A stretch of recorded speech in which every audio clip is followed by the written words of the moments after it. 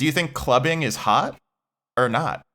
You know what, Justin? After much deliberation, just kidding. It took me 2 seconds. Yes, clubbing is hot. I love to go clubbing. It's fun. It's hot. End of podcast. And that's it.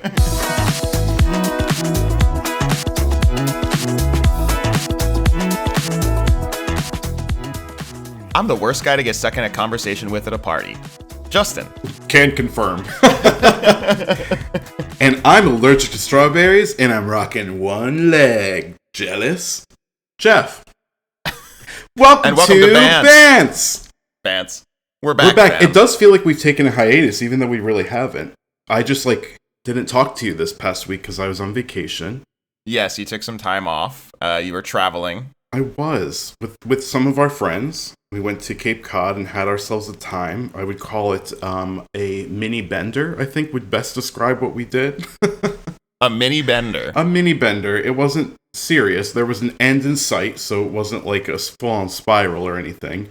But I would say there were about 4 days where I think my breath was probably flammable. Okay, interesting. It was a good time. Sounds fun. What have you been up to? Just the usual stuff, working. Boo, we hate that. Well, fortunately, 4th of July is coming up. This episode will drop a couple days before the day of our nation's birth, allegedly. And yeah, I'm going to have a long weekend because I'm taking off the 5th. So basically like a nice 4-day weekend. So I'm very excited. Let me ask you something. Should we discuss what's going on in the box office, Justin? Because I don't know if you heard, but Justin, the movies are back. Yeah, well, they may actually be back. It's been a good week at the box office. So we talked about Inside Out 2 last week. That just broke $1 billion worldwide. Ooh, so ooh. I believe that puts it into the second highest grossing film of the year. How much money do you think Amy Poehler is making from that? I just want to know. She must have some kind of clause that if it makes over a certain amount of money, she gets a certain percentage of that. Because she's been selling the hell out of that movie. I gotta be honest, I have no idea what a reasonable salary is for a film performance or even a voice actor performance like this. I have no idea. I don't know either, but I hope she's getting a ton of money. I love Amy Poehler. My intro today was a shout out to one of Amy Poehler's most iconic characters on SNL. She obviously had a very significant career before Parks and Recreation and obviously in SNL, but it's hard for me to separate her from the character of Leslie Knope. So you are saying that you only see women in one way. Interesting. Wait for me. Sure, Jeff. Yeah, actually, just to clarify, Inside Out 2 is now the top grossing film of the year. It is now significantly higher than Dune Part 2 by $300,000 at the world box office. So that's pretty impressive. Wow, congrats to them. In addition, A Quiet Place Day One, which is that Quiet Place prequel. I can't remember if we've talked about this one before. It's not directed by John Krasinski. But is it from the mind of John Krasinski? I think it is. Yes, I believe it is. That movie had a really good opening weekend. It opened at number 2, just under Inside Out 2. So, did you go see it? I haven't seen it. I am kind of interested because A, it's gotten pretty good reviews, better than expected for me at least.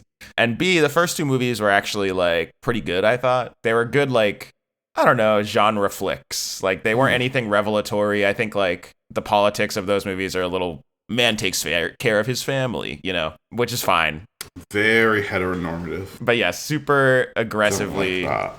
Yeah. Don't like that. During Pride Month? I don't think so.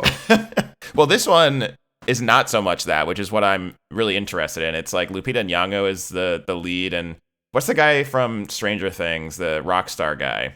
I can't remember his name. Who, what now? I didn't really watch Stranger Things, I gotta be honest. I watched the first 2 seasons, then the third one. I think the third one was when they had the Kate Bush song in it. No, Kate Bush was the most recent season. I think it was season 4 or something. 5, okay. I can't remember. Well, I think I fell off in season 3. And then I was like, oh, maybe I'll watch when they were playing Kate Bush because I like Kate Bush. The guy that I'm talking about is Joseph Quinn. So if you haven't watched Stranger Things, I think that's the biggest thing that he's been in. Okay. But he also was recently cast as one of the Fantastic Four in the MCU Fantastic Four film. He's going to be Johnny Storm, the Human Torch. Here we go again with these more of these superhero movies. You know how I feel about them. You know who I think should be getting more work, who is also in Stranger Things? Who's that? Dacre Montgomery. You know who he is? Who does he play? He played the hot lifeguard who had the mullet. Oh, I think he's I don't know, he had a moment there for a little bit, right? Had a moment? That man lives in my head rent-free. He is so gorgeous. He was in Power Rangers, which I was actually excited to see because I grew up watching Power Rangers, and then it got terrible reviews. And that was sad for me because I wish him nothing but the best. So Dacre, wherever you are, hope that you're well. Hope that you're working, and hope that you're still stunningly beautiful. I'm sure you are. Yeah, he was in Elvis. He was in Elvis? I didn't watch that one either. Yeah. Speaking of stars, I mean, The Bike Riders also came out recently. Have you seen the trailer for that? Unfortunately, I was subjected to that. That looks like a lot like Oscar bait to me. Like a very obvious Oscar bait type film. Does it? The Bike Riders? Yeah, Does 100%. It look like it's Oscar quality? I mean, yes, like... Okay, let me ask you a follow-up question. Maybe I'm thinking the wrong thing. What don't you like about the trailer? It was basically like, my bike go whirr! And that was the whole trailer. And then it was like Austin Butler like looking cute. What trailer are you talking about? Am I thinking of the wrong movie? Are we talking about you're thinking about the right movie, but I don't know. It looked to me like an organized crime in the like movie in the vein of like Goodfellas or something, where it's a bunch of guys in a bike gang and they like beat each other up basically, like they're doing crimes and whatnot. Again, I'll ask: does that seem Oscar worthy or? Jeff, the Oscars love that shit. They're all for anything organized crime. Look at The Departed, like The Godfather. They're all about that kind of stuff. The what? I don't know these films. I don't think they exist. I think you're making stuff up. You're saying it's the end of Pride Month. Now we're talking about straight stuff. Oh God, yeah. You said enough of this faggotry. At time of recording, it is the last day of Pride Month. The last day of Pride. I'm sorry to be heteroing all over the end of this month, Jeff. You're just shitting your head smut all over the place here. Speaking of het smut. Het smut. Horizon, that film that Kevin Costner is partially self-financing. Oh my God. Absolutely bombed at the box office. Justin, I can't say I'm surprised. I simply can't. I don't want to shit on this too much because we already shat on it a lot the first time we talked about it. But yeah, this is not surprising. Just wanted to give an update for those in the Bantsaverse. And didn't I send you? Kevin Costner was on the 4th hour of the Today Show with Hoda Kotb and Jenna, and he looked miserable. I felt a little bit sad. I was like, I don't even think that he believes what he's telling them about his movie and how great it is. Like, I think he must know that it's just like a ship that was going to sink, and yet they set sail anyway. I think it was just like kind of too far gone at that point, It is sad, honestly. Like, I do feel some pity for him. It's a passion project, obviously, for him. But I think that somebody close to him should have told him, like, you do not need to be making a Yellowstone, like, rip-off movie. That's my thing. It's like, don't you have one close friend? Don't you have one who can be totally real with you? We all need that one friend, And Jeff is that friend.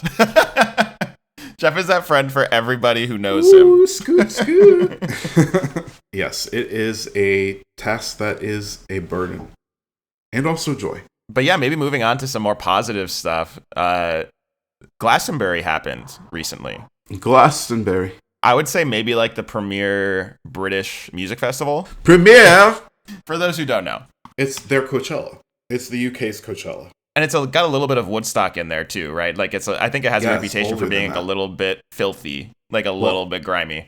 Sorry, I meant to say it's older than Coachella. I don't think it's older than Woodstock. But yeah, I think like a whole big part of that Glastonbury scene is that everybody camps. It's like out in the fields. They wear their Wellington boots. People go camping for days. It's like truly out in the country. I know it's huge. I think they have like 250,000 people come that weekend. We probably should have pulled up these stats before I started just waxing poetic here. It's all right. I got the stats up here. So it takes Tell place us the stats, stat man. It takes place in Somerset, England. Justin, the straight stats man. What part of England is Somerset in? It's in the south. I am like embarrassingly American in how little I know about any other geography, so I apologize to anybody who's listening in and is like shocked at my ignorance here. But yeah, you're a dumb American slut, are ya? That's exactly right. But yeah, it's in southern England. Biggest city in Somerset is Bath, which I hope I'm pronouncing that right. It's just spelled Bath. like Bath. Yeah. Yeah, that city is very architecturally rich and significant. I'm looking right now. It says that most years it's attended by around 200,000 people. The record has been about 300,000 people in 1994. So it's been going on since 1970, which... Yeah, it's old. Woodstock was famously 69, right? 1969. Yeah. It was the Summer of Love. But yeah, Glastonbury happened. Many of our favorite artists performed at Glastonbury. So many. We love them. Have you seen some of the videos of Charli's set? I did see some videos that she posted on Instagram of her performing at Glastonbury. It looked like, though, to me that she was just doing DJ stuff. Like, it didn't look like she did, true performances. Ooh, this is kind of a nice little segue, I think. So she did have a real performance. Oh, okay. I didn't see that. In addition to that, her fiance, George Daniel, who we talked about at length in the Brad episode. George. He had a DJ set that I think was like a B2B, so to speak, which in DJ lingo just means like they have a bunch of different DJs come on stage and all kind of hang out and perform together on the decks. She was like kind of on stage with George while he did a DJ set, in addition to some other folks like Easy Fun and... Maybe that's what she posted that I saw. Yeah. So he performed, and quick sidebar, George Daniel actually a couple of weeks ago announced a new record label called DH2. I think it's referencing their other record label, Dirty Hit. So it's like Dirty Hit 2. And this record label is focusing on like electronic music, which I think is a really cool turn. I think we're kind of still living this resurgence in rave culture post like Fred Again. And you see like a little bit of that energy in Brat, and you see a little bit of that energy in the stuff that George Daniel has been producing recently. You know, he's done remixes for people like Caroline Polachek and stuff that are much harder and much more danceable than the stuff he did with 1975. So that's fun. I'm really excited to see what comes out of that. And I hope he puts out some original music, because I'd be very curious to know what that would sound like. Yeah, I like the songs that he produced on Brat. I thought those were good. And even Apple, Justice for Apple, I think it's an underrated track. I think that you guys really hated it, and like it was not like my favorite, but I really like it. It's grown on me. And I also like the song that Charli did with the 1975, which I'm sure was like George's doing, called Spinning, which was really fun. That's a great song. Yep. He did produce that as well. And yeah, he produced the remix of Welcome to My Island that Charli was on. Yeah, I love that. I also know you love, so. Yep. I love it. Yeah, so his performance at Glastonbury was almost like a pre-debut party for the record label, it seems like. Like a soft launch. Mm-hmm. Yeah, and I think they're having a official launch party in July in London. Are you going? I fucking wish. That sounds like it'd be so fun, but unfortunately, no. Justin, harness the power of the pod. Maybe reach out and tag George and Charli, and maybe we'll get an invite. Who's to say? George, Charli, if you're listening. Charli, it's Brat Summer. Justin and I are ready to party. We'll come and hang out with you and George. We're going to have a good time. I mean, it is wild, like the cultural influence of Brat. Like, I know that we've talked about it a lot, but it is truly Brat Summer. Like, it's not stopping. I went to a party. Well, it was more of a pregame for a show last night. I played Brat front to back like twice, and I still had people asking me to play Brat. Wait, you were DJing? I wasn't DJing. I was just like on aux, you know. Got it.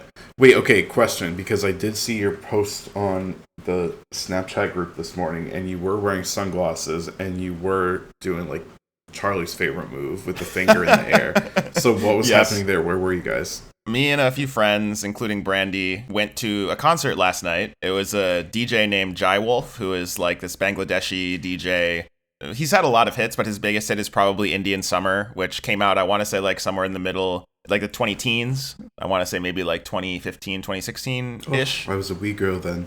Yeah, it was excellent. He's getting in on this like house and techno train. I think I mentioned it a few episodes ago, but like a lot of DJs are kind of getting into this UKG, UK garage, or if you want to use the accent, it's UK garage. UK garage. Lovely.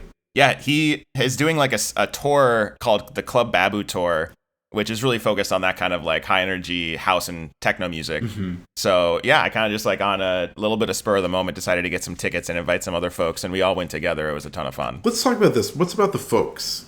You're saying folks a lot. You're sounding truly like a DC like establishment liberal. I don't know what other word I would use there. People, friends. I guess I don't know.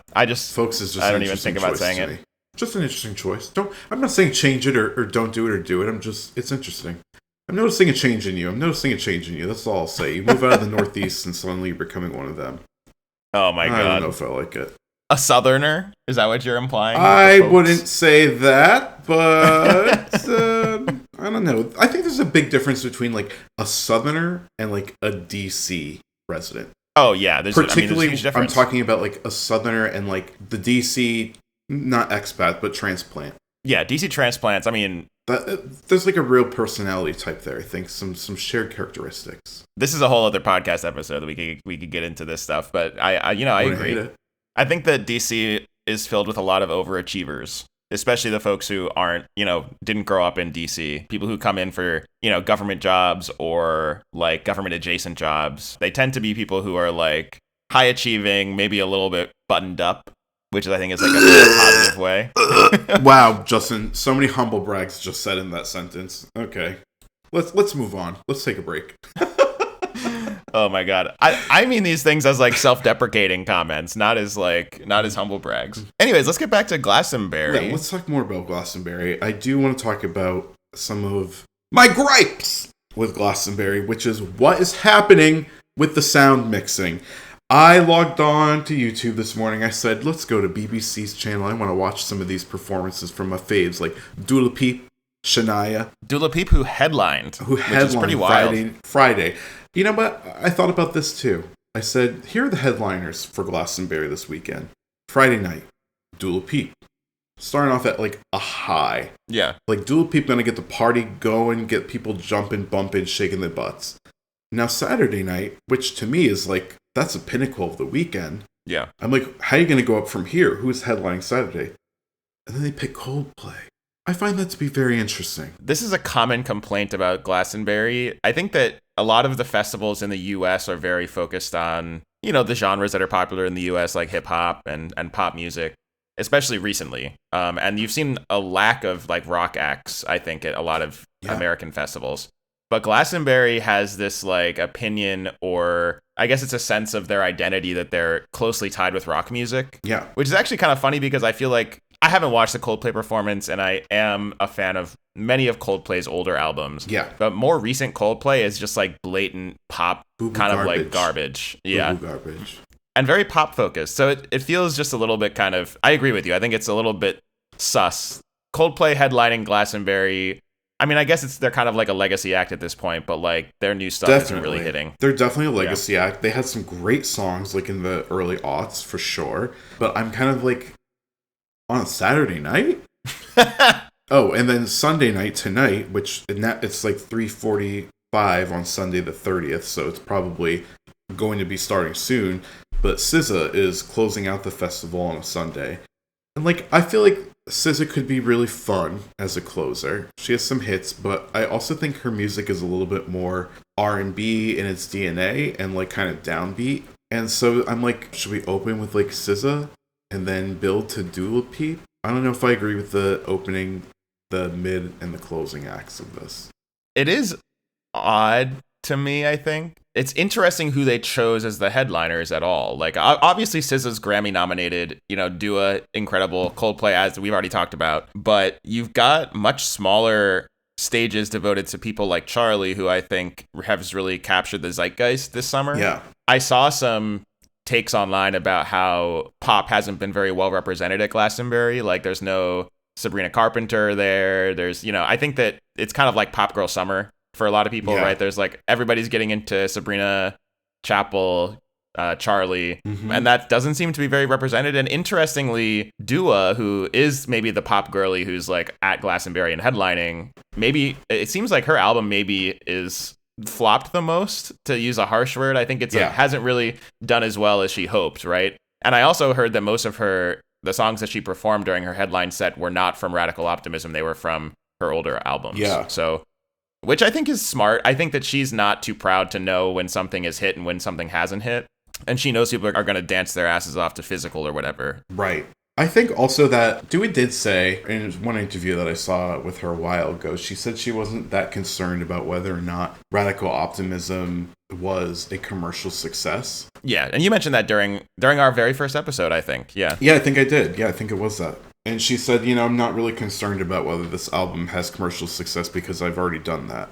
And she's like, it's been great and I love it. And it's given me the opportunity to explore my artistry more than worry about like where I'm going to land on Billboard. Yeah, which is great. Yeah, that's great. I like that mindset. And she had some really good songs, I thought, on that album. And some songs that I thought I was surprised didn't chart better than they did. Like, I was actually looking earlier today at the charts because I just like to keep up with like what's happening. And Illusion, which I think was her most radio friendly, like fun dance song that came out of Radical Optimism. I think the peak position on that chart was like 54 and it's down to 69 today on the charts. I was just kind of surprised by that. I feel like the charts, I don't actually look at the charts that much. And when I do, it's filled with a lot of stuff. I think ever since they started counting TikTok and Reel plays for songs, I like immediately aged 30 years. Yeah, it like, also does like question the validity of it because I'm like, is TikTok really representative of what people want to like go out of their way to listen to? Or is it just because people are using that sound because it's trending at the time? Listen. It's interesting. This is gonna be a little bit of old man yells at cloud, but like old man yells at cloud. Title of episode. But I really don't like that TikTok and Reels are taken into account for the charts because it's exactly like what you said. Like nobody is listening to that music in their free time because they're like, I really enjoyed this song. Most people are just like, oh, like I want to make a funny TikTok and use 10 seconds of this song. Like, why are we counting that as a full listen or a purchase equivalent, which is what they call streams, you know? Yeah, I think we shouldn't be either. But what about this? Like 3 or 4 of the top 20 songs have Morgan Wade. Morgan Wallen? Morgan Wallen. I don't understand it. He's like a COVID vaccine denier. He is like gotten in trouble multiple times, like recently for like disorderly conduct, destruction of property. And his music is just like blah. It's like the bad country we were talking about many episodes ago. That's like boots and beers and cars and big titty girls and hooters. And I think there's also a big overlap.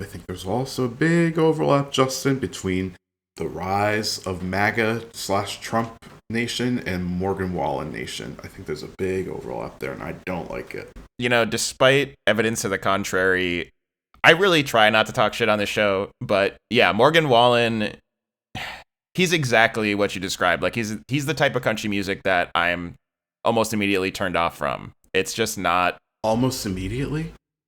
The moment those, like, twangy chords and I hear his groany voice, my penis goes up inside me. Immediate turn off. We're not doing any of that. I don't want to hear it.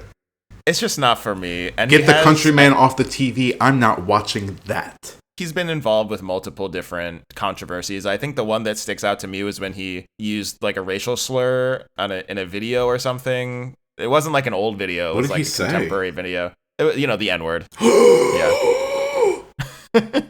Wow, Justin, you said that? Rude. So rude of me. But anyways, to close the loop, Glastonbury, when I logged on and was watching some of the playback, first I tried to watch some of the playback from the BBC, which like was, most of it was okay, but then I was also like, let me go on TikTok and see what it looked like from their perspective, right? Because I think there's such a difference between watching a live performance from the audience perspective than it is watching a live performance for a festival like this from the perspective of like cameras that are there specifically to broadcast for television. So then when I was looking at those, the sound quality was terrible. And Dua Lipa, Shania Twain, they all sounded awful. And I'm like, what the fuck is going on? Like, somebody did not mix the sound correctly. It sounded like there was an issue with like the in-ear monitors because they were both kind of like off sync with like the music. I'm assuming they had a click track, in their in-ear monitors and as well as their own vocals so that they could hear themselves. But it just sounded like a mess. And I'm like, how? This is Glastonbury. This is like the UK's like biggest music festival.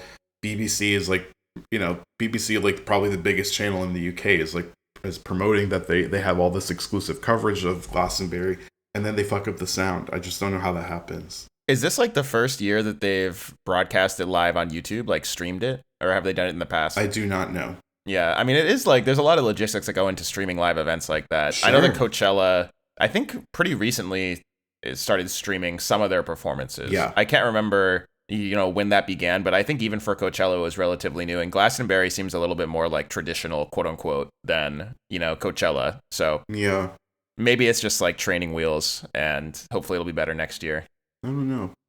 Yeah, anything else? I think one thing worth mentioning is that Michael J. Fox came on stage and performed with Coldplay during their headline set. I mean, as much as I talk shit about the newer Coldplay stuff, I think that he came on for a performance of Fix You, which is like one of their best songs. I mean, it's one of their best songs. It's kind of now become like a classic millennial core cringe song to people. Yep. It's like Mr. Brightside.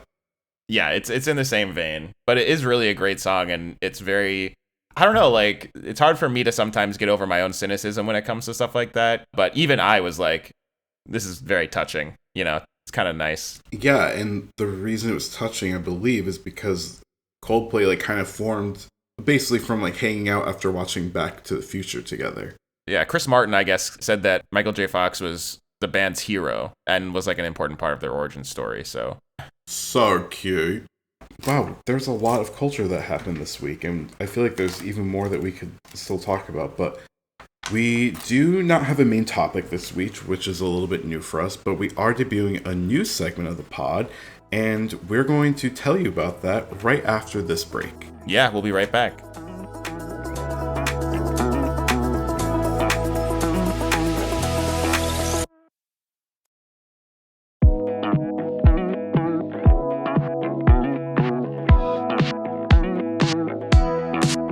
And we're back. We're back, and we're ready to debut a brand new segment. Like Jeff mentioned, we're all out of new topics for this week. So Don't say that. That's simply untrue. We have plenty of topics. We just thought, let's flush the format a little bit and try some new things. Yeah, we're going to see how things work. This is going to be a little bit more of a conversational episode, and we're debuting a new segment that we're calling Hot or Not. That's right. And this is just a segment where we talk about a topic, and we decide whether that thing is hot or if it's not. Do we like this? Do we not like it? What do we like about it? What don't we like about it? You know what? We have a lot of heat in our show. A lot of heat themes. Last week, my recommendation was about the song Heat by Tuvalu, proper pronunciation. Yes. And we have hot topics, our homage to Wendy Williams, and now we have Hot or Not. That's right, yeah. I mean, I guess you could call it a theme, and... You could call it a theme. But should one? Okay, so Justin, what is our topic of debate this week? Yeah, I think that we actually might agree on this in some aspects, but today we're talking about clubbing. Specifically clubbing as a member of our generation. For me, clubbing in your 30s. For Jeff, of course, clubbing in your late 20s. Right. What's that about? Are we into it? Are we not? And this was inspired by, I think, a lot of different things that we've talked about on the pod, including the Charli album. We've been talking a lot about dance music. You know, Tuvalu just put out that new EP that's definitely house music inspired. Mm-hmm. And also there was a recent episode of Search Engine about the German techno scene. That really got me thinking about like the act of clubbing and how the American scene differs so much from the European scene. So I don't know. It's just been percolating a little bit, and I thought it would be interesting to discuss. Well, let's. I would like to start this topic out by saying, Justin, when we in the club, we all fam. I don't know why you're laughing at that. That was a very sincere statement. I know that it's sincere, but it can be both things. It can be funny and sincere. That is so true. When we're in the club, we're all fam. Mm. Yeah. And I really believe that. So, Jeff, I guess to start this off, a good point would be like, what do you think of as clubbing versus like maybe just going out or just going to see a show? Like, what would you consider clubbing? Okay. The idea of like clubbing is you're going out with the intention of just like dancing and letting loose and sharing that experience with your friends and others. Like, I like a kind of more rowdy atmosphere. I don't like crowded in the way of like... No, I think I know what you're talking about. Like, my rule of thumb is always like room to dance. Yeah. Like, if the only kind of dancing that you can do is like putting your hands up and like generally nodding your head, like that's a little bit too crowded in my opinion. You share that opinion with Lord. She hates that. Yes. Yes. I think that there are a lot of clubs that do allow for, you know, actual dancing. And I think that this is like something that I agree with your definition of clubbing, by the way. I think that like there has to be dancing. That's the number one thing. Like, if I'm going to go clubbing, I'm going to go dancing. Like, to me, that is just like talking about going to a space specifically meant for dancing, getting sweaty, having fun, letting loose. Right. And sometimes there's a DJ that you might know. Sometimes it's just like a dance party and you don't know who the DJ is. You just show up, right? Yep. I think both of those, in my mind, are clubs, right? That they're both considered clubbing. But you're not like sitting down having a conversation with your friends over a cocktail. No, you know? that's going out. Yeah, that's going out. That's going out. That's not clubbing. Yeah. Even I would say a restaurant or like a bar / restaurant where like maybe they have a DJ, but there's no dancing. It's more just like people standing around. No. Not a club. Not a club. Absolutely Yeah, that doesn't count. Not clubbing. And you know what I hate? I hate when you look for like a nightclub on Yelp or on Google. And Yelp. Does anyone use Yelp anymore? Or is that very millennial of me? I use Yelp, but I'm also famously a millennial. And older than me. Ugh. Yeah, Gross. I know. Yeah, when I look them up and then it's like, oh, this is a nightclub, but then you go and you're like, this is a bar that has a dance floor. I don't like that. We need to get very specific with our distinctions here in the États-Unis.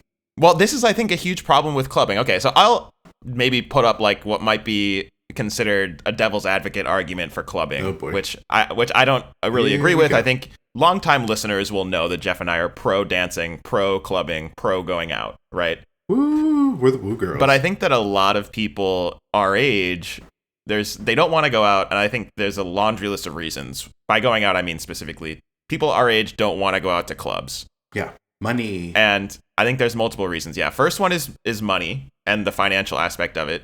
So a lot of clubs in the US, especially in big cities, are more like status symbol oriented than they are actually about like, let's go out and have a fun time and dance. I think about like Marquee in New York, where the only way you can reliably get in is if you get table service.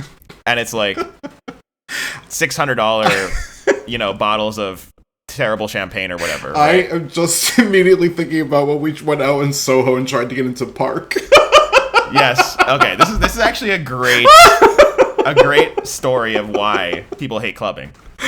So I think it was my housewarming. Is that right? Or was it my birthday? I think it was. It was either a birthday of mine or a housewarming. I had a lot of friends in town and I was like, oh, there's this great club, Park. We're going to go out. It's going to be amazing. Like we went to a cocktail bar first and then we went, basically it was like across the street to the line for Park.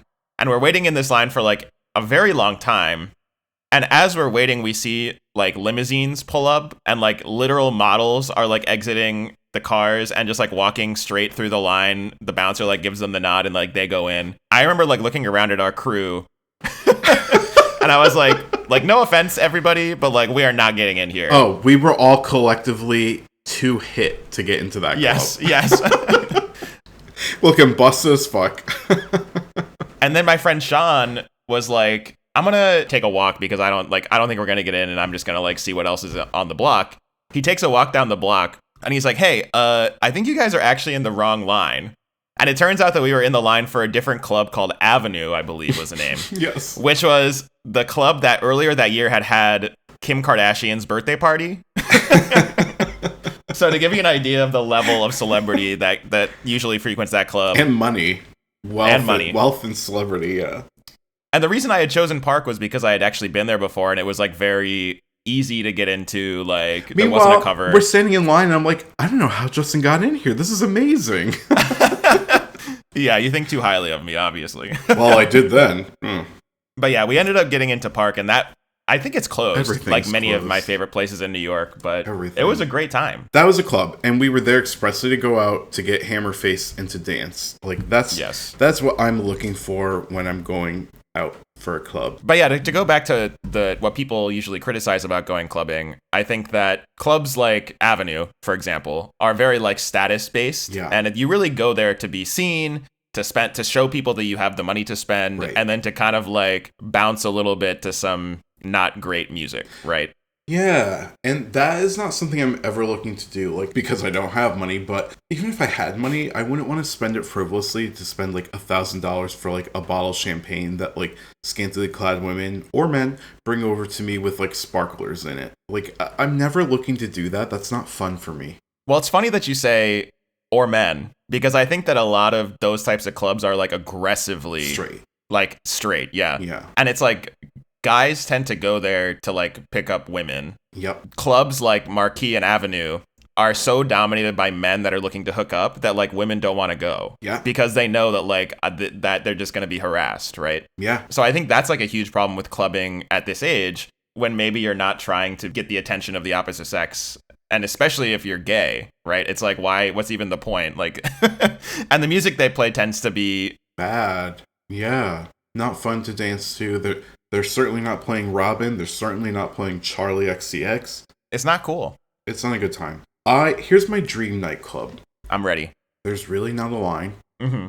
Okay. You just get in if you have a good vibe, and you look like you're there to have fun. So you're the bouncer at this club, and you're deciding who has the good vibes. I'm not the bouncer, but I would say I'm the proprietor. Okay. And also attendee. Like, I'm going to be like an absentee owner. Like, I hire staff who can like run it for me, but I'll still go and have fun. Very much like Charli, like, if you don't like your own product, like, why sell it? You know? Yes. If you don't want a Crash era club. Exactly. So all right. Well, justice for Crash. But so you walk in, there are multiple bars with multiple bartenders at each who are very like attractive but normal looking. Let's normalize being normal looking. Everybody doesn't need to be a supermodel. Yeah, approachable, achievable. Yeah, you're getting it. And there's going to be multiple floors. Okay. There's one floor on the bottom that I would say is like more of a lounge. Like, people can go there and they can have like a respite from like the dancing. Can I ask one clarifying question about the lounge? You may. What kind of drinks are being served? Because I think this is another interesting thing about clubs that people don't like. I think like a lot of times the perception of a club is it's like, okay, you're either getting like a Corona or like a vodka soda, and do not order anything more complicated than like a margarita. Okay. And usually the drinks are bad, Well, so what's being served? This is like the loungy area. Mm-hmm. So here's where you're getting like, you can get cocktails. Like, you could go up to the bar and be like, I'd like a French 75. And they'd be like, sure. So they have like quality cocktails at the lounge. You could order a Negroni. You could order a mezcal margarita. Right, it's a full bar. This is a full bar, and these people are trained bartenders who can create artisan cocktails, or they can just do your very simple, like, vodka soda with like a splash of cranberry. Fresh fruit. Nothing's discolored. We're not saving fruit from the night before that is like kind of browning and looking a little suspect. We're not doing any of that in my club. And we're also going to have fresh fucking herbs. Because you know what? It's 2024, and we need to all be enjoying fresh herbs with our cocktails, because there's nothing like that wonderful herbaceous aroma when you go to take a sip. I agree, Jeff. So, like, I will say, and this is in the lounge area, so I understand the intent here, is that in the other rooms, which I assume is going to be a lot of dancing. Well, okay, yeah. Well, go ahead. Why don't you continue your description? Maybe let me finish. Stop interrupting me during Pride Month, and just like you do to all women. At the back of this lounge area, huge bathrooms with dim and thoughtful lighting, so that everybody looks, 5 to 10 years younger than they are. Like, it's date lighting. It's perfect date lighting. There's like fake LED candles everywhere. It's like a very fun, sexy vibe. And there's so many toilets, and there's so much soap, and so many sinks, and all the dryers work. And there's also, importantly, guest towels. Justin, we have to have them. I have to say, this is so Jeff-coded to be talking about your dream club and talk about the bathrooms. The bathroom needs to be a luxury experience, just like the cocktail lounge, Justin. It's very important. Go on. Okay, then there is an elevator and stairs, because we have to be ADA compliant, because everybody deserves to enjoy themselves in the club. You put a lot of thought into this. I have. And the second floor is just a huge, dark dance floor that has those like little rails around the edge of it, so that there's narrow openings where you have to go past people to get into it. And there's so many disco balls. There's a permanent stage and fixture for the DJs to go to. We could also have a very small live concert there, or drag performance there if we wanted to. The walls are covered in wallpaper that is black glitter, so it's automatically kind of reflective and shimmery, shiny, and fun. Mm-hmm. There's so much built-in lighting and great DMX controls that are operable and easy to use, and you can just plug and chug. And the music is loud and bombastic to the point where you can feel it thumping through your body. As you should. As you should, because the club is supposed to be a transcendent experience. It is. Yeah, so in this in the dance area, there's still bars, I'm assuming. Oh my god, there's so many there's 2 or 3 bars that are on the periphery of it, and the bartenders there are all able to speak loudly so that you can hear them while you're ordering. We're not doing any of this. Is this like a problem that you run into a lot where people are too quiet? Justin, yes. Because famously, I'm partially deaf, so it's very difficult for for me to hear people when they tell me what it is. Or they'll be like, I don't have that. It's $8.95. What? How much is it? $8.95. I'm sorry, I can't hear you. $8.95. Okay, great. Okay, I have a lot of follow-up questions, actually. Go ahead and ask. So, first of all, what drink at a club in 2024 is $8.95? Well, that was just the first thing that popped into my mind. But I do want my club to be, I'm running this club as a what? Not for profit. Okay, how are you getting away with that? Well, Justin, as you may not have understood from my preamble to this, in this scenario, my dream club, I am an absentee owner, which should alert you to the fact that I'm independently wealthy. Oh, okay. See, because like if this were my business that I was worried about making money from, I wouldn't be absentee. So it's basically a charity where people can come and dance. Yes, and I think the name of the club, Church. That's kind of a fun name. I like that. Yeah, I'm sure there is a club named Church somewhere. I'm sure there are dozens of clubs around. Yeah, probably the state even called Church. But I think that'd be fun. Not for profit, so like we're just covering and we're paying our employees that work there a livable wage with who benefits. Very nice. Okay, some more questions. Okay. At the bars and the dance floor, what drinks are being served? Anything you'd like. So I could still get like a French 75 in the dance floor area. You could, because I want the experience to be fun the entire time that you're there. But I would say upstairs we'll advertise, hey, these drinks, simple ones. I'm talking vodka soda, I'm talking screwdriver, I'm talking salty dog. 2-3 ingredients tops are this price, which is like a special price that literally just covers the cost of creation. It's difficult on a busy dance floor to make like difficult cocktails. Right. So I think like that's the reason why at a lot of clubs you only have like the bare minimum bar where it's like you got the well liquor so you can do shots, or you can do like basic like vodka soda, gin and tonic, whatever. Totally. And I kind of am fine with that. Like I think that there is like a drink that you are holding when you're dancing. Oh, sure. And then there's a drink where it's like a sipping drink. I'm sipping on this and I'm enjoying the flavor. Okay, great point. You know what I mean? We'll revise the menu so upstairs is just like simple basics. Then follow-up question, what is your drink in a club? Because like I think there's two different questions. There's like what's your favorite cocktail? And then it's like what drink do you order when you're dancing? So like what's your dancing drink? It's absolutely a vodka soda with lime. Yeah, hell yeah. That's a good choice. Good choice. It is, because the brown will get you down. You know what I'm saying? And not in a good way. Yes. And there's not a lot of sugar, obviously. Not a lot of sugar. Yeah. And, alcohol is sugar, but, I'll give you that. There's no added sugar. Yeah. But then, it's also a clear liquid. And so if I spill it on myself, I'm just going to look wet. And that could be from sweat. Yes. That could be from a lot of other things that I won't name here. It could be from really anything. So, but if you spill like a red drink, if you spill Long Island, everyone knows you just spilled on yourself. And then, you know what the bartenders say? You've had enough. And Jeff does not want to hear that. I never want to hear that. I'll decide. I know what's good for me.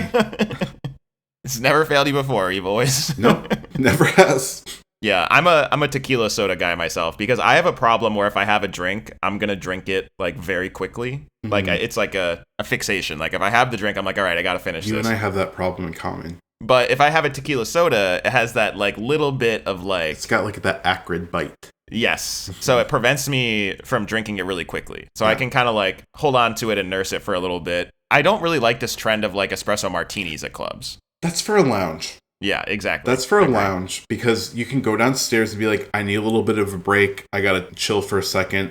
I want to have a convo with somebody that you maybe just met on the dance floor. And you realize, it's only like 1 a.m. You got to get a little bit of pep in your step. So then you order an espresso martini. Or it's early and the lounge is open, but the dance club upstairs is not quite ready yet. Still setting up the bar. DJ isn't there yet.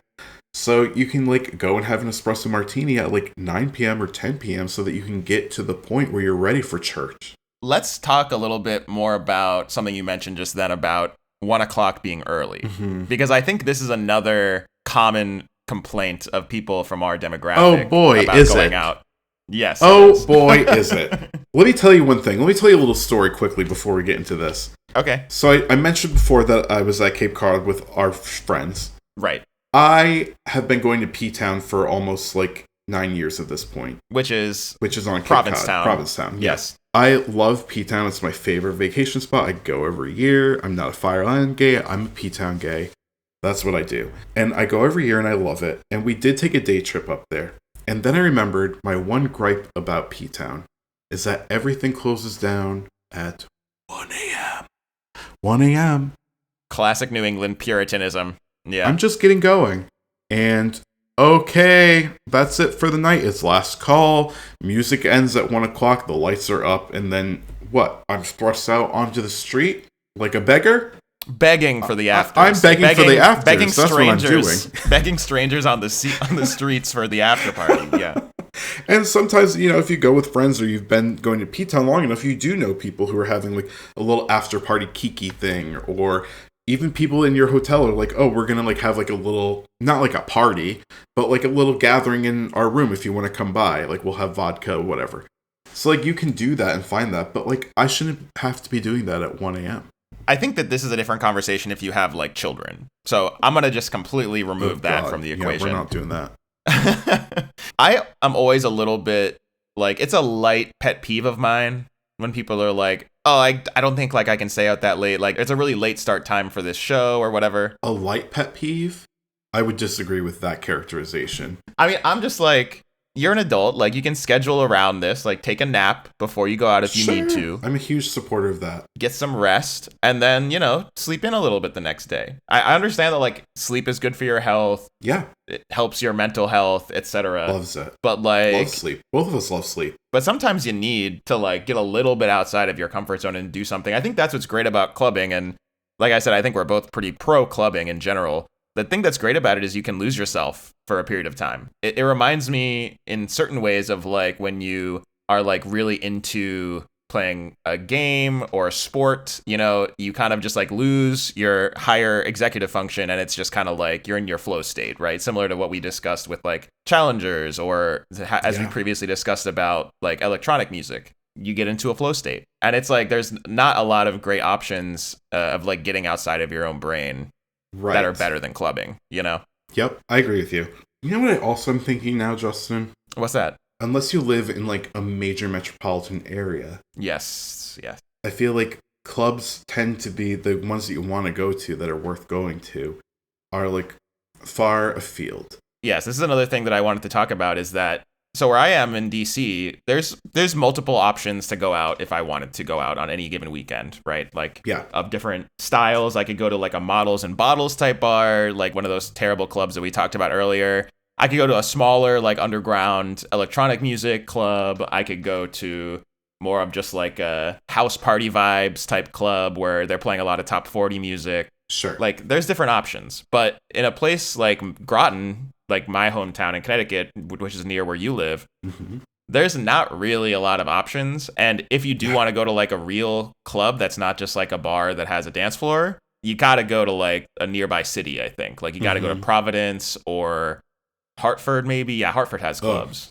No, we're not going there. But yeah, that's what I mean. And the things that you have to choose from are so heavy on that Bottles and Models side of things. Right.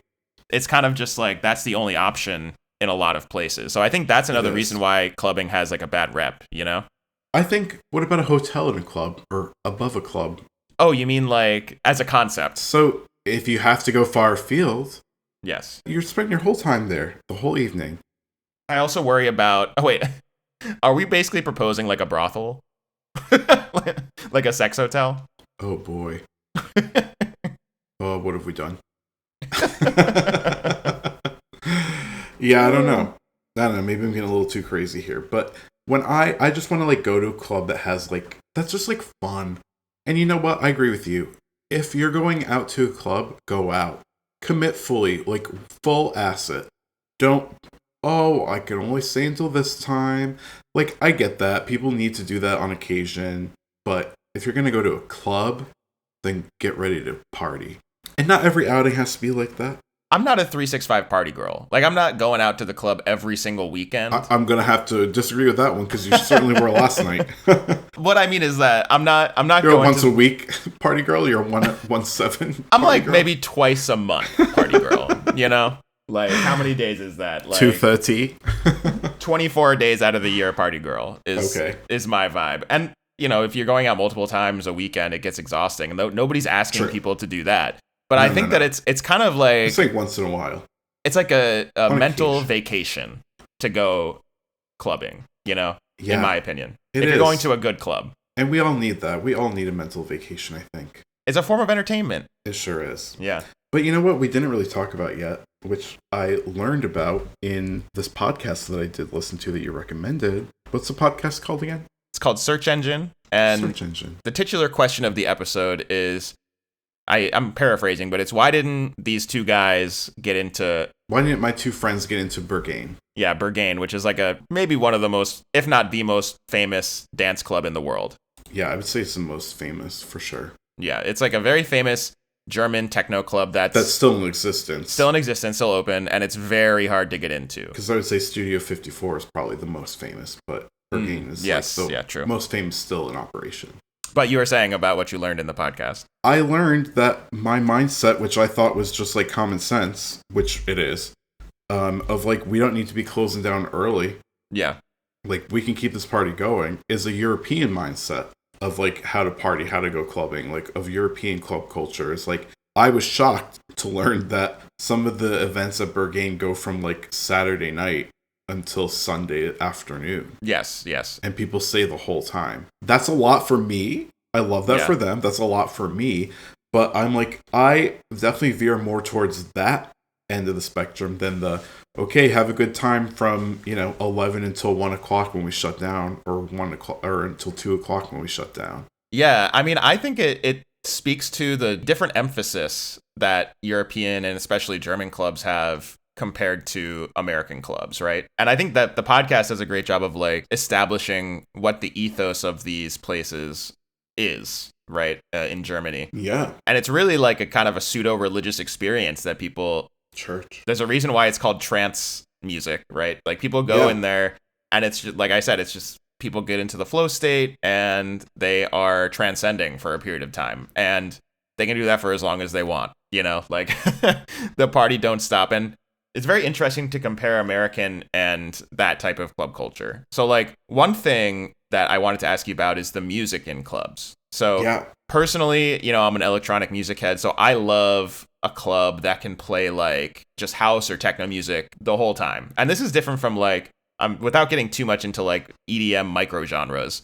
Like the stuff that they play at the Bottles and Models genre of club, it's kind of just like very aggressive, like masculine house music, like festival type music. I think it's more like it's like top 40 radio remixes than it is like truly like house music or like true dance music made expressly for the purpose of like dancing. Yes, it's like let me get a Sabrina Carpenter song into a huge drop, and it's like that's the vibe of those types of places. Huge drop.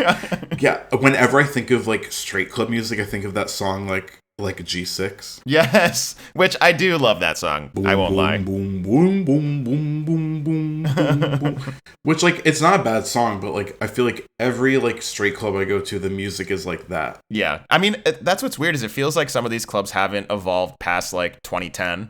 Yeah, exactly. It's like they're still playing music from that era, and it's like and the fashions are the same too. Yeah. Yeah. Like full body bronzer, the fucking top knot hair, you know what I'm talking about? Yes. They went to the Kohl's clearance section and they said, I'm going to take one of these fully black poly shirts. Yep. And I'm going to find these tight ass suit separate pants that have a very tapered leg. And then I'm putting them on with some black dress shoes. And that's my club outfit. Well, I think it speaks to, again, people aren't there for the culture. Like, it's not cultured people. They're just like, I have a lot of money to spend and I want to, like, pick up some chicks, bro. Yeah, and you know what? There's a lot of, like, aggression in the straight clubs that I hate. And I think it does stem from this, like, you ever watch, like, those Nat Geo documentaries where it's, like, the birds are all out peacocking, for lack of a better term. Yes. And they're just like trying to attract a mate, and they're like puffing out their chests and like doing all kinds of crazy dances. I feel like the straight club in America is very much like that. Yeah, it's a mating ritual. It is a mating ritual. Thank you. I don't like that.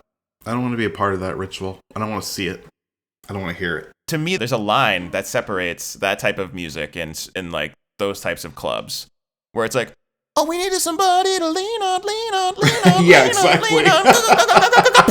And it's like, that's like the type of music. And then like good techno or house music, right? Right. I think a lot of people, they're like, oh, it's EDM. I'm not really into that. Like, it's gonna be, I'm not into that kind of music. I don't need the boots and cats, you know? I don't need that. Yeah. But like, to me, there's a distinction between the two, and it's like, you gotta find the right club. And sometimes, if you know who the DJ is, you gotta find the right DJ to make sure that you're going to a place that has good vibes. I agree. The other question that I had for you is, how do you feel about like genres as a concept, or no, in a club? So like, that episode of Search Engine is very focused on techno music, right? Right. But a lot of clubs in the US, even ones that I really like, so like I'm thinking of like Beauty Bar, for example, in New York, which is like a place that we went to many times when I lived there. Would you say that's a club? That's my point exactly. Because this was one of the examples I was thinking of when I was, after I listened to the Search Engine episode, I was like, what are some of my favorite spots in the city that we used to go to? And when I pulled up Beauty Bar, it was listed as a nightclub, and I was like, I strongly disagree with that classification. So the music they play at Beauty Bar, for those who haven't been, is like very throwback pop music from like everywhere 70s, from like the 80s, 50s, 90s. Yeah, everywhere from the 50s to the 80s, like throwback kind of like bubblegum pop music, right? But they do play like a lot of disco too. Yes, disco like, influence lots stuff. of like Donna Summer, Earth, Wind and Fire, that kind of stuff. Great DJs all the time. Early Madonna, yep. And I was thinking about in that Search Engine episode, I think that there is a tell that you can tell if people are there for the culture of dancing and not just to like participate in a mating ritual or to show off that they have a lot of money to spend, is if they're not facing the DJ. And I think that at Beauty Bar, nobody's facing the DJ, right? No. And basically, there's a front room, which is like a salon, basically, and there's a bar. And then there's the back room, which is basically just a room with a bar in it and a DJ. And that's the dance floor. To me, it is a club. Like, it has the ethos of a club in that people are there to dance and have fun, even though it's not as intrinsically linked to the culture of dance music. You know what I mean? Okay, I see what you mean. So I guess I just want to take your opinion on that. Like, how do you feel? Because there's also clubs that play a lot of hip hop, right? I'm wondering how that factors into your opinion on a club and clubbing. I think actually, now that you say it like that, I would kind of agree. Like, Beauty Bar, no one's like going there to like with like the end goal being like, I'm gonna find somebody to bring home or like hook up with or exchange numbers with. Like, people are literally just there to dance and have fun. Yeah. So I do kind of agree with you. I think that is what I would consider that like to be a nightclub. There was another place we went to that I was like, oh, this is like a club, but it was still fun. But it was a gay club. It was a Hell's Kitchen. You've alluded to this a lot, but I think that another interesting thing, and also importantly, Berghain is a gay club. So like, right. I think that's also, so like there's a whole other angle to this that we haven't discussed, which is like, I think clubs that are marketed and targeted towards straight people, and then clubs that are like queer spaces. Right. And I think that there's also a big difference in the culture in those places as well, on like probably multiple different levels, you know? Oh God, we could truly have like an entire series of podcasts about that for sure. But yeah, I think like generally, I mean, like gay clubs are often like about like there's like a sex factor there for sure. But I do feel like what they all have in common is that it's a safe place for people to just have fun. Right.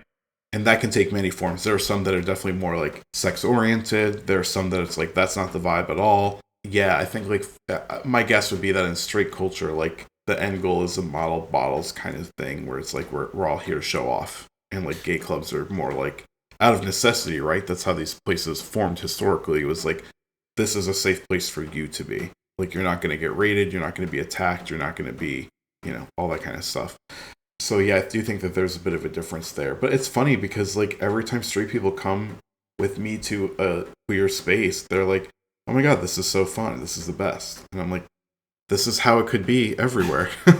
It's funny because I think people, a lot of times, my experience is you're like, okay, we're gonna go out clubbing or we're gonna go out dancing. and people are like, oh, like, I don't know, we'll see what the vibe is like. Maybe I'll be into it, maybe I won't be into it. And then it's kind of like trying to get like a toddler to get in the bath or something. It's like once you get into the club, they're like, wait, this isn't as bad as I thought. This is so fun. I actually love this. And it's like, yeah no shit. It's fun to go clubbing.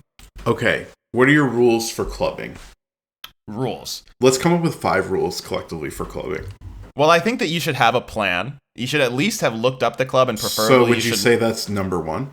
Yes, number 1. We're going to number these, Justin. Okay. Step 1. Know your club. So what I mean by that is, if you haven't been there before, do a little bit of research. Maybe you look into the DJ to see what kind of music they're playing that night. Maybe you look at their website to see like, oh, is this going to be like a table service place where I have to spend $700 to get a table? Or is this more of a no-cover walk-in type of place? Is it a sit-down place? Like, sure. Know what you're getting yourself into so that your expectations are in line. That would be my first rule. Okay, yes. We have to quickly divert from these rules to talk about this. Managing expectations is the best way for everybody to have a good time, period. I was talking about this with our friends on the Cape this weekend, and at one point it was very unclear what we were doing. And you know how I am. I don't like that. So I was like, okay, I need my expectations managed. Like, are we doing X or are we doing Y? And if so, what is everyone's like vibe and end goal like here? Mm-hmm. And suddenly just like putting that out there for people to like reorient their mindset, I think allowed us to have a lot more fun. Because I just feel like if we all know what each of us wants, then nobody's going to be like disappointed or feeling like, well, I wanted to do this, but this other person didn't want to, and I didn't say anything, and now I'm harboring resentment. Like, there's none of that if expectations are voiced and made known to everybody. I agree with that. But back to the rules of clubbing. Back to the rules. I think rule number 2 is get into it. Yeah. And what I mean by that is, if you're going out clubbing, your mindset should not be, ugh, I can't believe I have to wake up tomorrow, like, so early. That's going to be miserable. Or, ugh, like $20 for a vodka Red Bull, that's terrible. There's a lot of things that you can get preoccupied with in your mind when you're at a club, and that's not the purpose of being at a club. The purpose of being at a club is to dance and have a good time. So dance. And like, this is another thing about that's a subcategory of 2, so like 2A. You don't have to be a good dancer. Dancing does not mean you have to like start breakdancing in a dance circle to be having fun or to have a good time. Like, just get a little weird with it. Like, that is how you have fun at these places, you know? Oh, yeah. And I think a lot of people are very self-conscious about dancing. So they really are. Yeah. I feel the same way about people with karaoke, which you know is like one of my favorite things to do. Yes. Like, you don't have to be a great singer. I'm not a great singer. I'm like a good singer, but I'm not a great singer. It's about the delivery. It's about the commitment. It's about getting into it. Yes, that's why rule number 2. Yeah, you gotta get into it. Yes. You gotta get into it. Okay, what's your third rule of clubbing? Do not request songs from the DJ. Okay, I'm gonna have to disagree with that one. But tell us your reasons why. Okay. So first of all, I will say that Charli in an interview, it was like one of those promotional interviews, and they were like, what's a song for X situation? What's a song for Y situation? And the first question that the interviewer asked her was like, what's a song that you would request at the club? Charli immediately was like, don't do that. That's annoying. And this isn't even from me being a DJ, because I actually do like to take requests when I'm a DJ, because like I don't play really big clubs or festivals or whatever. I don't have the problem of having too many requests. But if you're a DJ at a club and you start accepting requests, everybody is going to start requesting their shitty song. And especially if you're at a club that is playing like electronic music, for example, and then somebody comes up and they're like, hi, can you play something like Down Bad by Taylor Swift? Yeah. That's annoying. You know what I mean? So like, okay, wait, I do agree with you. I think it's context specific to like not, and I agree. For the rules of clubbing, you're not going to be going up to a DJ requesting a song. Do not request a song. Yeah. I agree with you. I do think, like, I've been to some bars, not clubs, and in fact, you once took over the DJ booth at a place because they were playing trash music. If you remember, which was so funny. This is a sidebar, but what happened was we got into this quote-unquote club. It was, like, empty, basically. Yeah, and club we'll use very loosely here. Yes, it was empty. Obviously, I could hear that there was music being played, and I saw where the DJ booth was, and the DJ was not standing there. It was just, like, the decks, and I was like, I wonder what's going on here. So like as a, hobbyist DJ myself, I went behind the booth and I looked at the decks, and this DJ was playing a pre-recorded mix, just like an hour-long pre-recorded mix that was he just let play. And it was bad. And he was not anywhere to be seen. Nowhere to be found. So, of course, what I ended up doing was I queued up a Beyonce song and started playing it on the other one of the other decks.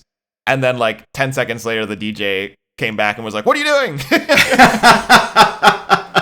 And then we left the bar, I believe. That was so funny. I don't think we were actually kicked out, but I was scared about being kicked out. I think we were well on our way to being asked to leave. But yeah, I've been to so many bars where I think it's okay to like request music from a DJ if it's obvious that they are just doing whatever the fuck and that it's just not hitting with people. Like, you've got to know your audience. And like, again, this is for a bar situation, not a club. Like, I've been to so many bars where like people are just not dancing, and like it's not like, oh, it's the first 10 minutes nobody's dancing. It's like, no, this music is just not really working for the crowd. And then I think it's okay to like request a fun song that you know is going to get people on the dance floor, because that's ultimately what the bar wants and what the DJ wants. And like, maybe they're just a bad DJ and they need a little guidance about like what the particular crowd that they have here. Yeah, in my opinion, if there's a bad DJ, like, leave the bar. That would be best, but like I said, you know, like you said, where we live, sometimes that's not always the option. That's true. It's that's either go true. home or go to a bar and be annoying. Yeah, that's very true. Okay, and then a final rule, I believe this is rule 4. This is rule 4. It's a marathon, not a sprint. True. In every way, don't go too hard out the gate. Like, don't have 3 shots of tequila when you get to the bar or the club. You know what I mean? Mm-hmm. Get a nice tequila soda, vodka soda, whatever you drink, and like sip on it while you're dancing a little bit. And don't tire yourself out. Like, it's better to kind of ease into that transcendence of being out and dancing. Yeah. You don't want to go super hard and then suddenly you start being hungover because you had like 6 drinks already and it's 2 o'clock. You know what I mean? And no water. You gotta hydrate. And you gotta hydrate. Yeah. Will you have to pee more? Yes. Will that give you more opportunities to meet interesting people who you wouldn't normally cross paths with? Also, yes. Absolutely, yes. The bathroom at the club, I gather that this is more of like a women-specific experience, but bathrooms at a club are often a great place to like have fun, random conversations with people. You know what I mean? Also fun at gay bars. So let me see if I can remember the rules. First rule is, you know, be prepared, basically. Know your club, I think was the rule. Number 2, get into it. Number 3, do not request a song from the DJ. Yep. And number 4, it's a marathon, not a sprint. That's my rules for clubbing. Yeah. I love your rules of clubbing. I would like to make one amendment. Okay. I would like to insert a 5th rule of clubbing, which is have an exit plan. Like, think about how you're getting home responsibly. Yes. Think about what you're doing afterwards. Are you going home? Or are you going out for like a bite to eat at like your favorite all-night diner? Are you having like an after party? Are you having a slumber party? You got to have an exit plan. You got to know how you're going to do there loosely. Are you taking the metro? Are you going to somebody driving you? Is somebody coming to pick you up? Are you taking an Uber? Are you taking a taxi? Got to have an exit plan. Also, good to have an exit plan in case something happens at the club that you and your friends are like, this is a no-go for me, dog. And you got to get out of there. Mm-hmm. For instance, at my 25th birthday party? Can't remember. One of our friends got so wasted that they vomited all over the floor of the club. That friend will remain nameless. One of our other friends had to take that friend home. But that friend knew well enough not to like bother everybody with this information. It was just like, okay, time for me to take you home. That was her exit strategy. Yeah. It was a good one because it didn't affect the rest of the night at all. So Jeff, let's close out this conversation. So do you think clubbing is hot or not? You know what, Justin, after much deliberation, just kidding, it took me 2 seconds. Yes, clubbing is hot. I love to go clubbing. It's fun. It's hot. End of podcast. That's it. No, clubbing is so hot. I think we need to get into it. I do think that we need to change our liquor laws in the US, and I think we also need to change our business operation laws to allow people to like have fun for longer. We got to get out of this puritanical mindset of like nothing good happens after midnight. I disagree with that. Yeah. I mean, some bad things can happen at all times of day. True. But I do think that like sometimes when you're out that late and you are like a little bit tired from dancing super hard, sometimes those are like the most lucid moments you have like in life. 'Cause Totally. You're not completely constrained by like your day-to-day job. Yeah, and you're out of your chores and normal stuff. element. I agree with you on that. Justin, do you think that clubbing is hot or not? Yeah, this may surprise you, but I also think that clubbing is hot. I just think, what I will say, caveat, is I totally understand why people don't want to go to a bottles and models type club. Totally. Because I also don't want to go to that club. No, we're not doing that. That's not what I'm talking about. We're not doing here. all that. I think that we should try as a culture to stop giving money to those places. Yes. Because we cannot reward them for like maintaining this toxic dynamic where Toxic nobody is even having fun. Sexual assault vibes. And instead, start giving money to places that foster like a welcoming environment for people to dance and have fun. That's what I'm into. I love that. Let's give our money to places that foster a sense of community, belonging, and fun. All right. Well, that was a great conversation about clubbing. I hope that it was a good debut for the I segment. like hot or not. It's fun. All right. Well, we'll be right back in a second with our What's Goods. Okay. Be right back.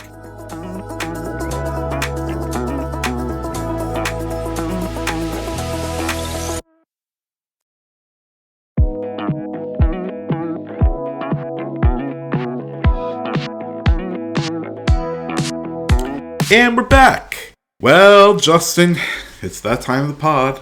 It sure is. We've had some interesting conversations about clubbing, The club. various other hot topics. Indeed. We debuted a new segment. I think it was hot. Yeah. It was hot. But now we've got to take a little step away from the temperature descriptors here.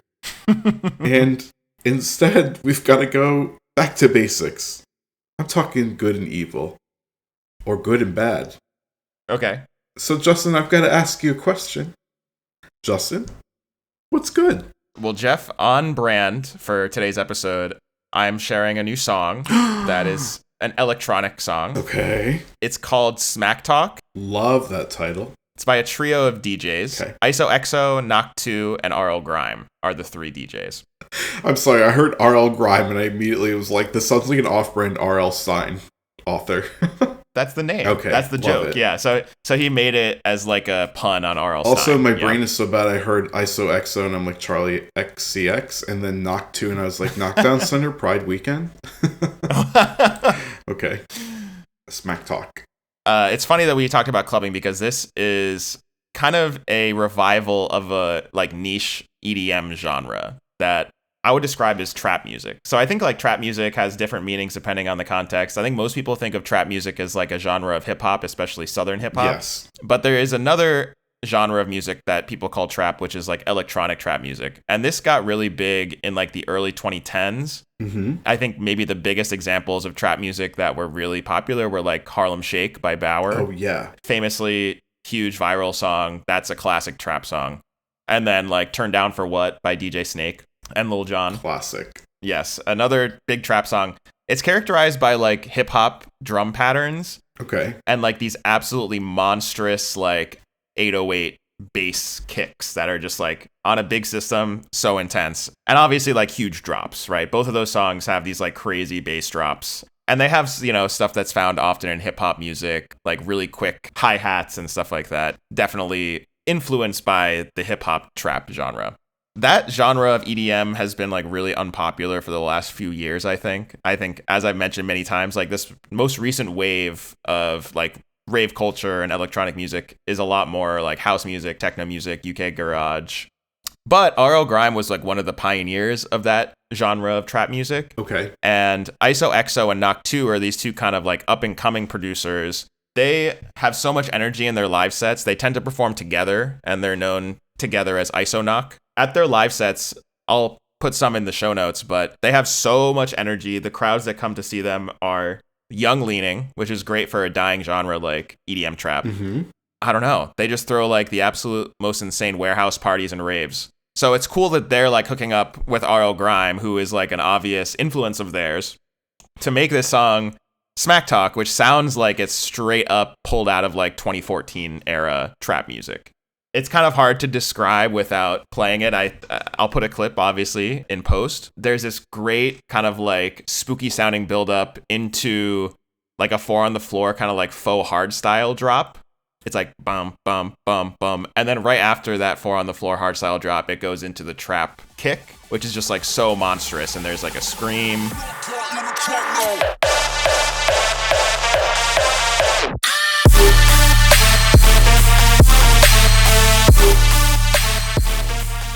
It just has a lot of energy. It brings me back to that time in 2014 era-ish when I started really getting into DJing and electronic music. So like this type of music is very nostalgic for me. And it's cool to see that there are people still making this type of music. So yeah, if you're into that kind of thing, you should listen to Smack Talk by ISOXO, Knock 2, and Arl Grime. All right, so Jeff. Yes? We've talked a lot about dance music. What's good with you? Well, Justin, a lot is good with me. What I'm listening to lately is 2 different artists that I wanted to shed some light on. One is called Bronze Avery, who just put out a new song and music video called Heat Wave, keeping in theme with the hot summer.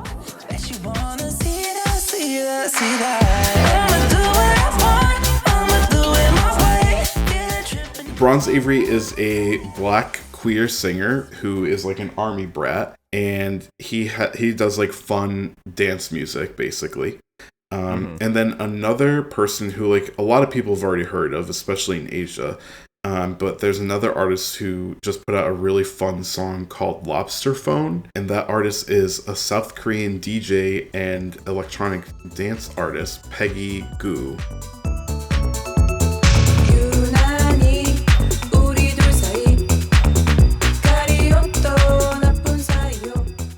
I've been listening to those 2 songs like the last couple of days on repeat because they're really fun, summery, fucking dance music vibes. Like this is the summer that we revitalized dance music and clubbing. It really does feel like there is a wave happening right now. It's very cool. I love to see it as somebody who obviously loves to dance and loves electronic music. Yeah. I also just like love seeing like queer and brown and black artists doing stuff that's for the culture, but it's also like mainstream enough that I think that these are 2 songs that I could get like some pretty decent radio play. I'm familiar with both of these artists, both great. I haven't listened to either of these new songs, but Peggy Goo had a huge hit. Yes. It sounds like Na Na Na. I love that song. I'm so assuming good. That's like a huge TikTok song because it has such a catchy hook. But I have definitely heard it on TikTok, yes. Yeah. And then Bronze Avery has a really great collaboration with one of my favorite artists of the last couple of years, Pocket, who is a UK garage artist. Okay. It's a song called You, just the letter.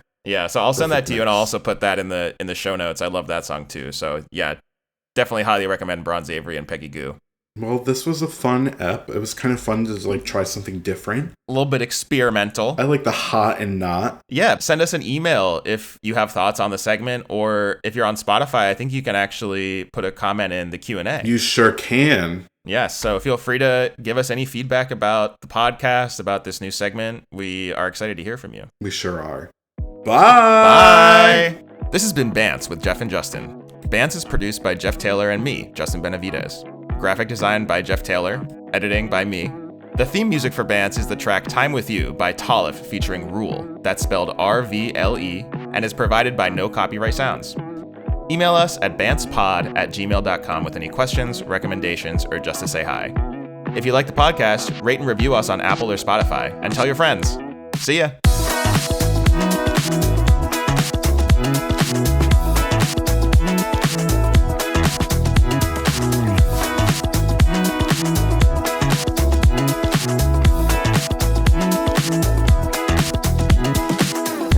All right. We'll talk to you soon.